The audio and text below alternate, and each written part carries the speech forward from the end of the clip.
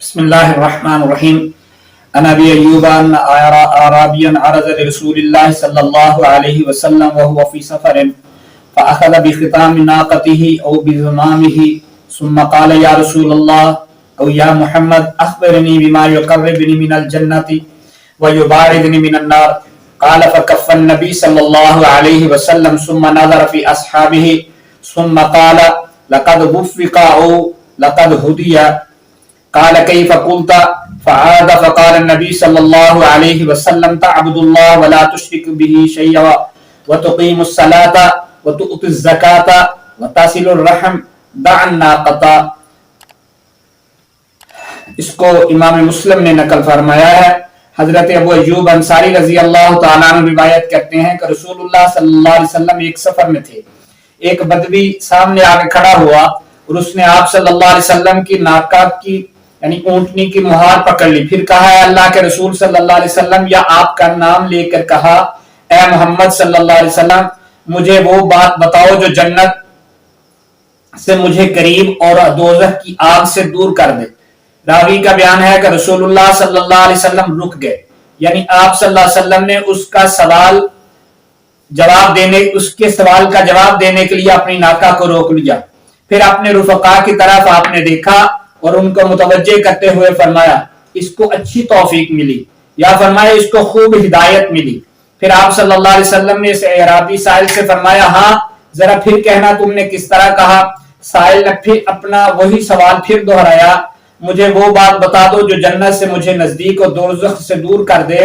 حضور اکرم صلی اللہ علیہ وسلم نے فرمایا عبادت اور بندگی کرتے رہو صرف اللہ کی اور کسی چیز کو اس کے ساتھ کسی طرح بھی شریک نہ کرو اور نماز قائم کرتے رہو اور زکوٰۃ ادا کرتے رہو اور صلہ رحمی کرو یعنی اپنے اہل قرابت کے ساتھ حسب مراتب اچھا سلوک رکھو اور ان کے حقوق ادا کرو.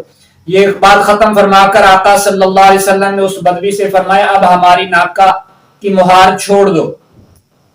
اس حدیث شریف میں آقا صلی اللہ علیہ وسلم نے سوال کے جواب میں جنت سے قریب اور جہنم سے دور کرنے والی چیزوں میں صرف 4 چیزوں کا تذکرہ فرمایا.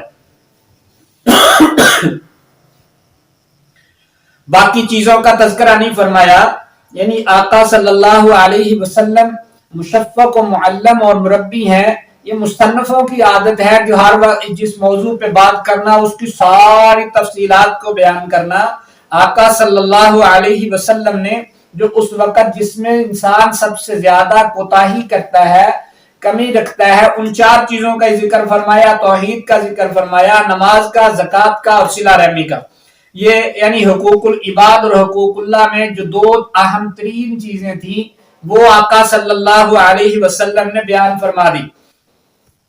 یعنی صلہ رحمی یہ حقوق العباد میں سب سے اہم اور نماز یہ حقوق اللہ میں سب سے اہم تھا اس کا. اور یہ محدثین کا ذوق کیسا ہے کہ جہاں شک تھا راوی کو تو انہوں نے اس شک کا اظہار فرمایا یعنی ختامہ بولا تھا یا زمام بولا تھا یا رسول اللہ کہا تھا یا محمد کہا تھا.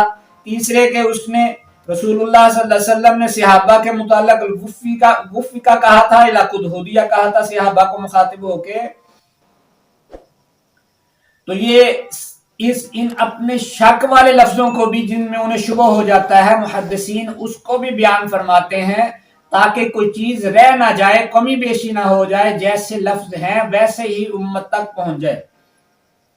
اور ایک چیز اس سے یہ واضح ہوئی کہ آقا صلی اللہ علیہ وسلم ظاہر اثناء سفر میں تھے, کسی دینی معاملے میں سفر فرما رہے تھے تو راستے میں بدوی اعرابی آیا تو آقا صلی اللہ علیہ وسلم ناراض نہیں ہوئے بلکہ رسول اللہ صلی اللہ علیہ وسلم نے اس کے شوق اور طلب کو دیکھ کے ان کو وہیں پر ناقہ پہ سواری پہ اونٹنی پہ بیٹھے بیٹھے جواب عنایت فرما دیا.